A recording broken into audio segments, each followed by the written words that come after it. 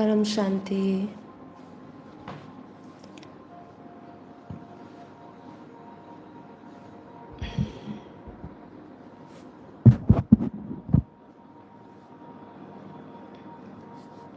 बेहद की परम शांति, बेहद की गुड मॉर्निंग। सभी दिव्य आत्माओं का, बेहद की आत्माओं का परम परम स्वागत है परम शांति मोटिवेशन एंड मेडिटेशन चैनल में। मैं साक्षी आप सभी का हार्दिक स्वागत करती हूँ हमारे डेली लाइव मेडिटेशन में 5:30 to 6:30 में। तो कैसे हैं आप सब? आशा करती हूँ आप सब अच्छे होंगे, बेहद के आनंद में होंगे, बेहद की खुशी में होंगे, बेहद की परम शांति में होंगे। तो चलिए आप और मैं शुरू करेंगे आज का हमारा एपिसोड नंबर 805, 805 नंबर का एपिसोड है। तो जल्दी से लाइव ज्वाइन कर लीजिए जिससे कि हम अपने इस एपिसोड को आगे बढ़ाएं। तो आज हमारी चर्चा, जैसे कि आप टाइटल देख रहे हैं कि देवी कहती है मैं आनंद स्वरूप हूँ, तो मैं ही आनंद हूँ। तो क्या है ये देवी की ये घोषणा, क्या हमारे उपनिषद कहते हैं? जैसे कि आपने कल का एपिसोड अगर सुना तो हमने कल बात करी परम शक्तियों की, और हमने बात करी कि शक्ति ही जो ब्रह्म है और ब्रह्म ही शक्ति है। कैसे शिव शक्ति के बिना अधूरा है। हमने थोड़ी क्रिएशन की बात करी। तो अगर आपने कल का एपिसोड नहीं देखा तो उसको ज़रूर देखिएगा। आज का भी एपिसोड बहुत अच्छा रहने वाला है, तो हमारे साथ बने रहिएगा इस पूरे एपिसोड के अंत तक। शुरू करने से पहले कल एक बहुत ही शानदार पॉडकास्ट कल बापूजी के मेन चैनल पे डाला गया है। वो गुजराती में है, हिंदी में नहीं है, लेकिन आप उसको सुनने का प्रयास करिएगा। जो गुजराती नहीं जानते वो भी देखने का, एक बार सुनने का प्रयास करें। बहुत ही सरल है, हमारी गुजराती भाषा भी बहुत सरल है और बहुत ही आपको आसानी से उसको समझ में आ जाएगा। आप एक बार सुनने का प्रयास करिएगा। बहुत ही वंडरफुल पावरफुल एपिसोड है वो। तो बहुत जो भाई सामने जो भैया ने एपिसोड किया है, मनीष भैया, उन्होंने भी बहुत ही अच्छे उन्होंने प्रश्न पूछे और जवाब तो बहुत ही शानदार दिए गए हैं, बहुत ही पावरफुल एनर्जी के साथ। तो ज़रूर देखिएगा, ठीक है? तो उसके लिए आपको हमारे मेन चैनल पे जाना है, बापूजी दशरथ भाई पटेल, वहाँ पे आप देखिएगा ज़रूर। हमारा वैसे गुजराती चैनल भी है, लेकिन ये वीडियो को हमने इस चैनल पे पब्लिश करा है क्योंकि ये पॉडकास्ट चाहते हैं कि सभी तक जाए, और कोई भी आम व्यक्ति भी इस पॉडकास्ट को देखेगा तो उसके लिए भी जागृति का वो विषय, वो संदेश उसको प्राप्त होगा। तो ठीक है, आगे बढ़ते हैं अपने इस एपिसोड को लेके। तो देखिए, सबसे पहले हमें देखिए, उपनिषद हमें समझाते हैं कि जब भी हम देवी की बात करते हैं, आदि शक्ति की बात करते हैं, उसके विभिन्न रूप होते हैं। लेकिन एक बहुत सुंदर बात हमारे उपनिषद में कही गई है कि उनके विभिन्न रूप जो है वो भी अलग अलग आयाम हैं। देखिए, कुछ कुछ लाइनें जब मैं आपके साथ आज शेयर करूंगी, आप उसको जब समझेंगे तो उनके केवल अगर हम एक लाइन को ही बहुत विस्तार से समझना शुरू करते हैं तो हमारी बुद्धि का ताला खुल जाएगा कि जो हम बहुत सीधी सीधी बात समझ रहे हैं या बहुत सरलता से, सहजता से एक स्वरूप समझ रहे हैं हम किसी का भी, देवी का, माता का स्वरूप जो अनंत स्वरूप है। जैसे हम अभी भगवान, हम जानते हैं कि ये सृष्टि आदि शक्ति ने, जब ब्रह्मा विष्णु महेश इन तीनों की भी जो रचना है, सृजनकार है, वो आदि शक्ति ही है। इसी प्रकार आदि शक्ति के ही विभिन्न रूप, सरस्वती के रूप में, लक्ष्मी के रूप में, पार्वती के रूप में, और ऐसे और कितने रूप उन्होंने लिए। जैसे हम नवरात्रे करते हैं तो उनके 9 रूप देखते हैं। ये नवरात्रि होती है, जो इसके बाद दूसरी जो नवरात्रि आती है उसमें भी हम अलग अलग माँ के रूप समझते हैं। तो ये जो विभिन्न रूप है ये अपने आप में ही अलग अलग आयाम है, ठीक है? अभी आयाम क्यों बोला गया है, ये जब मैं इसका एनालिसिस कर रही थी तो मुझे लगा आपके साथ ज़रूर शेयर करना चाहिए। इसका जब चिंतन करो आप तो आपको समझ आएगा कि हर एक शक्ति जब जिस स्वरूप में प्रकट होती है वो अपने साथ एक शक्ति, अपने साथ एक गुण लेकर आती है। वही शक्ति, वही गुण, वही कला, वो उसकी पावर होती है और वही उसका उसका आयाम होता है।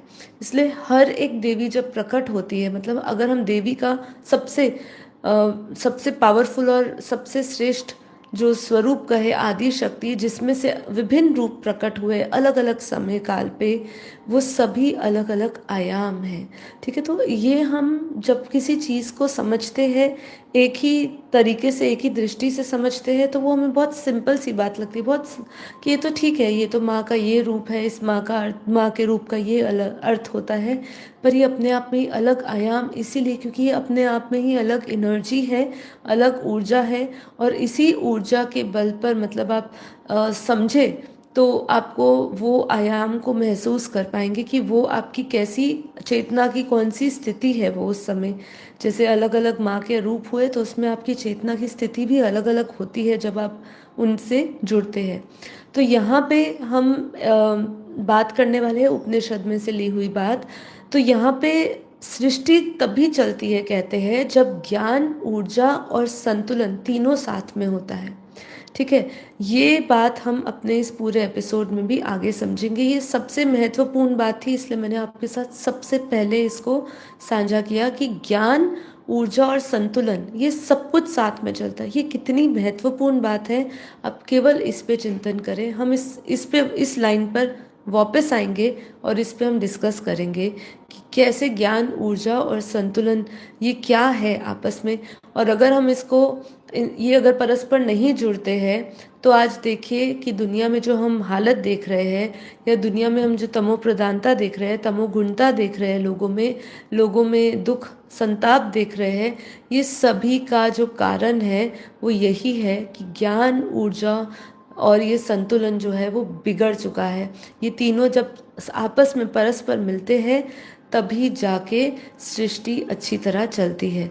अन्यथा सृष्टि हम देख रहे हैं कि सृष्टि का कैसा रूप होता जा रहा है, तो ये सही नहीं होता है। तो हम पहले पढ़ेंगे कि आदि शक्ति कहो, महाशक्ति कहो। देखिए, हम जब उपनिषद की बात करते हैं तो उपनिषद बहुत गहराई से शक्ति, महाशक्ति, परम महाशक्ति के बारे में अंतर नहीं समझाएंगे। लेकिन जब हम ब्रह्म, महाब्रह्म, परम महाब्रह्म इन सबके बीच में बेहद के ज्ञान के अनुसार अंतर समझते हैं, वैसे ही हमें इसका अंतर भी समझ आता है कि शक्ति क्या है, आदि शक्ति क्या है, महाशक्ति क्या है, परम महाशक्ति क्या है।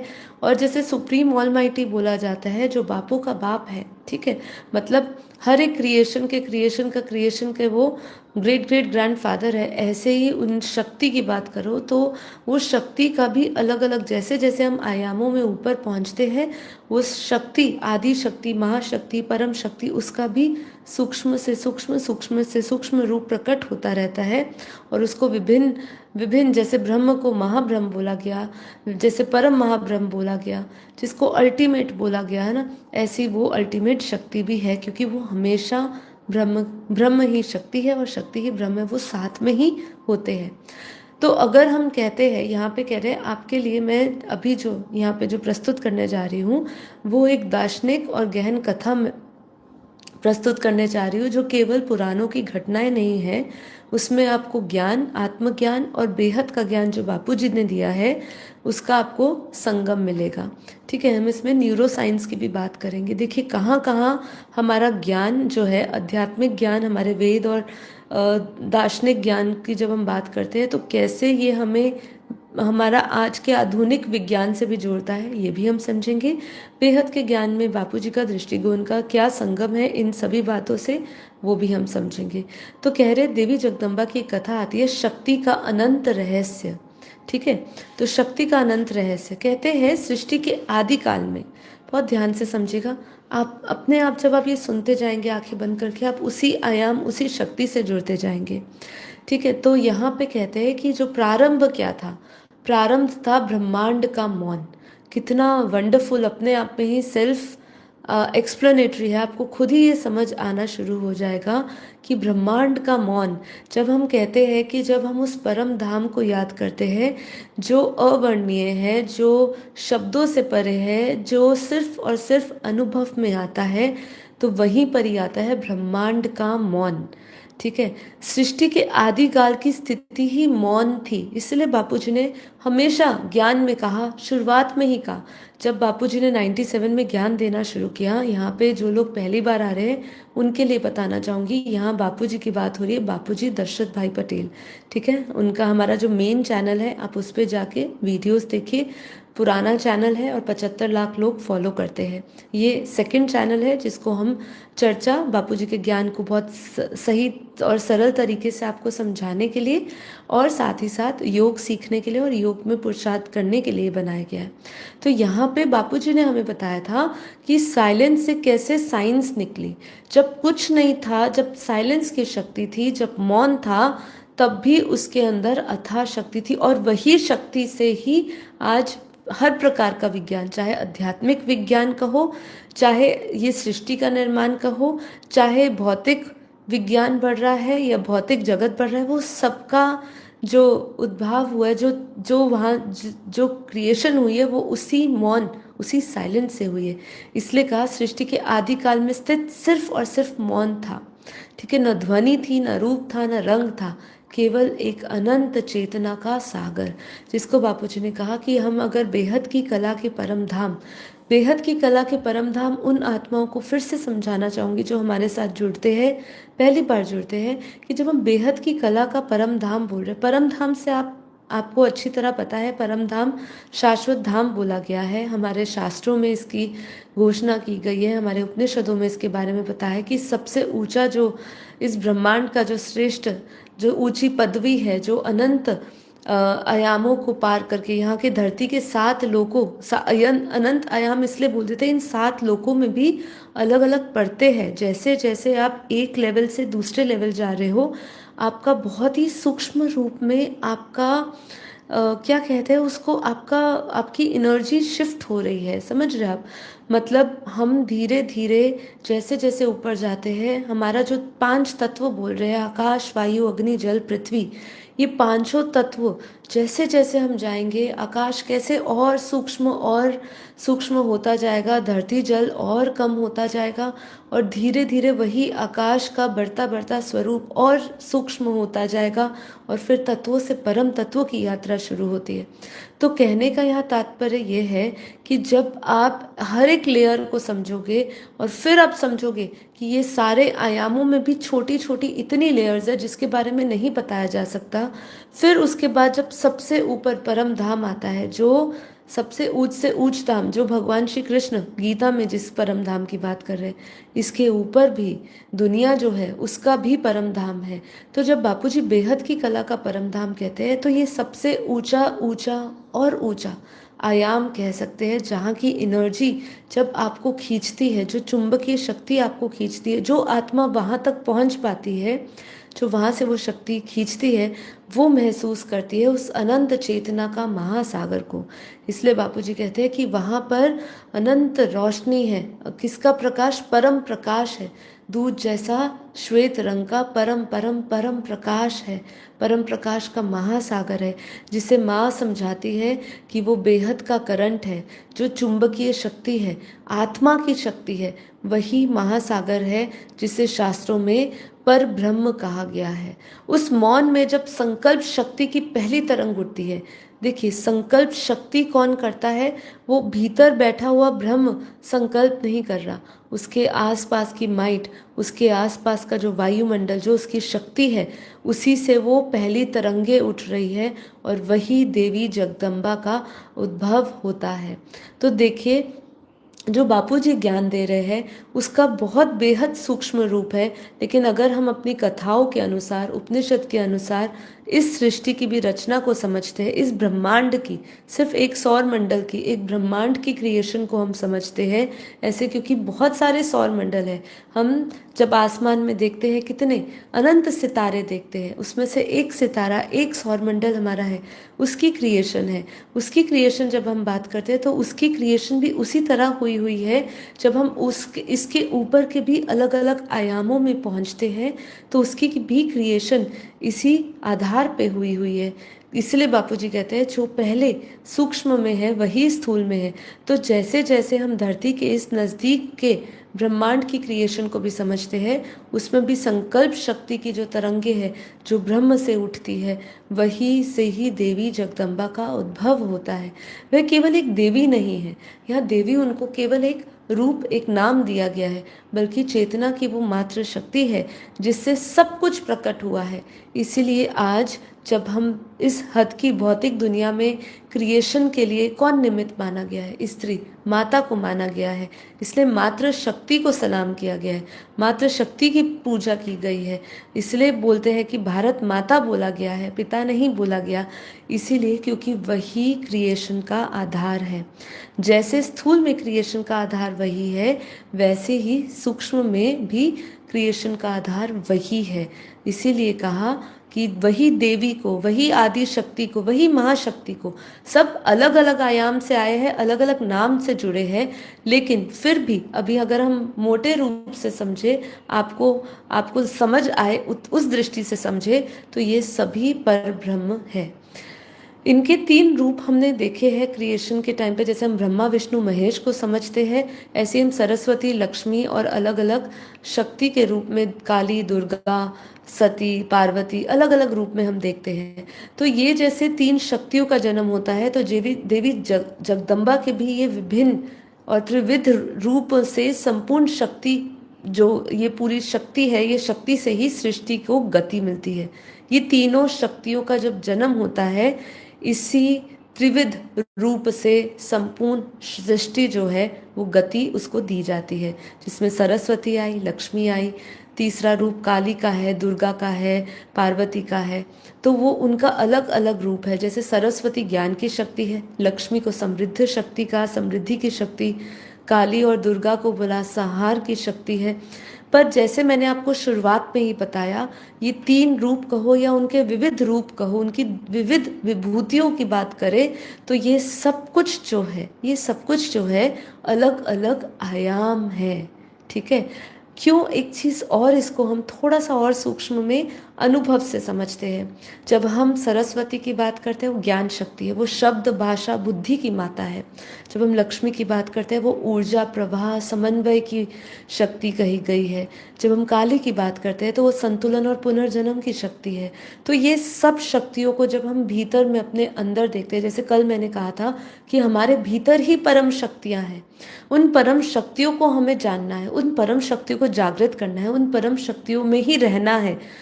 जैसे हमने कहा था लिव देवी, बी देवी, और हमने क्या कहा अवेकन देवी। तो वही देवी को हमने जागृत भी करना है, उस देवी में हमें जीना भी है और उस देवी में हमें देवी बनना भी है। तो ये जो है अलग अलग, जैसे हमने समझा कल परम शक्तियाँ हमारे अंदर है, ऐसे ये तीनों रूप, तीनों गुण हमारे अंदर है। पर ये तब तक था जब सृष्टि त्रिगुणातीत नहीं थी, मतलब ये जब तीनों गुणों के अधीन थी ये पूरी प्रकृति, तभी ये देवियों का क्रिएशन किया गया। लेकिन उससे पहले जो आदि शक्ति, जिसको पर ब्रह्म भी कहा, जिसको इस सभी क्रिएशन का आधार मूर्त कहा, तब जब कुछ नहीं था, तब केवल वही पर ब्रह्म था, वही परम शक्ति थी और वही देवी थी, जिसको देवी आदि शक्ति या महाशक्ति या परम शक्तियाँ कहा गया। इसका अर्थ यही आता है कि सृष्टि तभी चलती है जब हम इन तीनों देवियों के अलग अलग विविध रूप और गुण और उनके त्रिगुण शक्ति को समझते हैं। तो हमें पता चलता है कि ये सृष्टि तभी चलती है जब ज्ञान, ऊर्जा और ये संतुलन होता है। अब देखिए, इन्होंने इसको देवी की शक्तियों के आधार पर उन्होंने ये कहा कि सृष्टि का जो संचालन होता है या जो उसका चलने की जो गति है, जो शक्ति है, वो इन तीनों से है, ज्ञान से, ऊर्जा से और संतुलन से। अब इसको हम थोड़ा सा अपने बेहद के ज्ञान में भी समझे। अगर ज्ञान ना हो तो ऊर्जा कैसी होगी? अज्ञान से भरी हुई सृष्टि, मान लीजिए आज ना वेद होते, ना शास्त्र होते, ना उपनिषद होते, ना पुराण होती, ना उसको समझाने वाले संत होते, केवल सिर्फ एक खाने पीने भोगने की एक सृष्टि होती। मान लीजिए जैसे आज अधिकांश लोग जीवन जी रहे हैं और उधर कोई ज्ञान का प्रकाश नहीं होता, तो आप सोचिए धरती की ऊर्जा कैसी होती। मैं कई बार अपने एपिसोड्स में आपको बता चुकी हूँ कि जब हम बात करते हैं कि ये जो सृष्टि टिकी हुई है, जो धरती टिकी हुई है, वो इसलिए टिकी हुई है क्योंकि यहाँ पर कुछ ऐसे तपस्वी आत्माएं हैं, कुछ ऐसी सतो प्रधान आत्माएं हैं, कुछ ऐसे संत ऋषि मुनि हो चुके हैं जो उस ब्रह्म का चिंतन करते हैं, जो अपनी ऊर्जा की शक्ति से ये पूरी धरती को टिकाए हुए हैं, है ना। तो इसीलिए अगर ज्ञान ना होता, हमारे ये वेद शास्त्र नहीं होते, हमारी ये ज्ञान का प्रकाश नहीं होता, तो आप सोचिए तो ऊर्जा कैसी होती। इसीलिए सृष्टि का संतुलन तभी रहता है जब ज्ञान, ऊर्जा और इनसे जुड़ा हुआ जो शक्ति है उसकी संतुलन संतुलन वो बैलेंस रहता है। तो ही ये तीनों का समन्वय रहे, तभी सृष्टि सही चलती है। आज सृष्टि इसीलिए बिगड़ गई है, विचार बिगड़े, ठीक है, आपके विचार बिगड़े, आपके शब्द बिगड़े, आपके कर्म बिगड़े, सब कुछ बिगड़ा, प्रकृति बिगड़ी, असंतुलन हुआ, ठीक है, ज्ञान नहीं है। वही जब अगर ज्ञान से ये दुनिया भर जाए, हमारे वेदों शास्त्रों उपनिषदों को ही ये धारण करना शुरू कर दे, सिर्फ जो ऋग्वेद अथर्ववेद, यजुर्वेद, सामवेद, ये चार वेद जो है उसके वो सिर्फ 4 महावाक्यों को ही समझ ले और अपने जीवन में उतार के ये समझे कि ये शरीर मन बुद्धि से परे कुछ है, ये पंचकोश के सिवा हमारा अस्तित्व है। जब इस ब्रह्म की ऊर्जा से वो जुड़ जाएंगे तो आप देखिए अपने आप संतुलन बनना शुरू हो जाएगा। ये संतुलन इसीलिए बिगड़ा है क्योंकि ज्ञान का अभाव है। ज्ञान के प्रकाश से ही ऊर्जा बदलेगी और सब कुछ संतुलित होगा। अब यहाँ पे जैसे असुर विजय भीतर के शत्रु की बात हो रही है। देवी जगदम्बा की कथा में असुरों का नाश केवल भारी युद्ध नहीं बताया गया। हम जब भी अक्सर देखते हैं महिषासुर को मारा गया, शुंभ निशुंभ को मारा गया, रक्त बीज को मारा गया। जब हम देवी की आरती करते हैं तो उसके अंदर महिषासुर का भी नाम आता है, शुंभ निशुंभ की बात आती है, रक्त बीज की बात आती है। ऐसे अनेकों राक्षस हुए। आपने देखा जब भी हमारे त्रिदेवों ने जब जब उनको आशीर्वाद दिया तब तब उनको अमर तो नहीं बनाया, लेकिन ऐसा उनको ऐसा आशीर्वाद वरदान दिया जिससे उनको मारना कठिन हो गया। और जब जब उन्होंने हाहाकार मचाया धरती पर, या धरती की रचना को, या धरती पे उपस्थित जितने भी ऋषि मुनियों को परेशान करना शुरू किया, तब तब आदि शक्ति अपने विभिन्न रूपों में प्रकट होके उनका संहार किया। तो यहाँ पे हम ये समझते कि युद्ध केवल बाहरी है। ये युद्ध हुआ, देवी जगदम्बा ने अलग अलग रूप लिए, और जैसे महिषासुर को मारा तो वो महिषासुर को मारने के लिए उन्होंने वो स्वरूप लिया, शुंभ निशुंभ को मारने के लिए अलग स्वरूप लिया।